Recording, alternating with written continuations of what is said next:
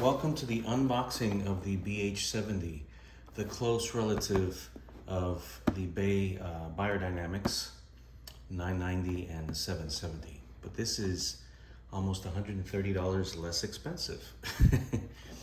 Okay, and it's come in the mail and the box is beat up. You know, this is how the less expensive items get treated in this warehouse. I'm not going to mention the company. Now, this does not tell you what the frequency dynamics are on the box, frequency response, any details. It's just a simple box, and it tells you it's the closed-back studio reference headphones with extended bass response.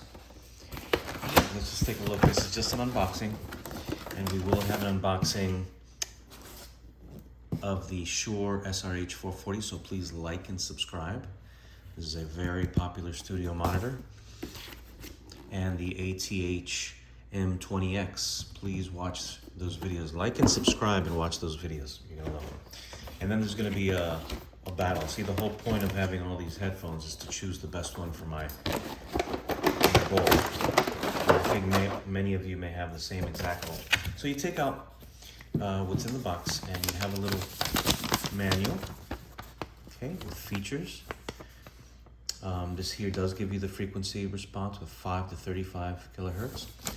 And that's the widest frequency response on the bunch, on all the ones that we're competing with. So I'm expecting this one to sound the best. We'll see. And I'm looking for sound quality, not fitment quality. So you just get this plastic, a headphone, and right away, the quality of the fabric and the cushioning is not the same as the Beyerdynamics. I like this one better, but it does feel cheaper. But I like, you know, how it feels in the hand. This is, I like this quality better than the, wow. This actually, no, this is, what is this? Hold on. What is this? Excuse the noise outside. This is made in China. But this feels like the same metal used on the Beyerdynamics. And this is absolutely the same plastic. You know, the finish is different here, but this is the same metal.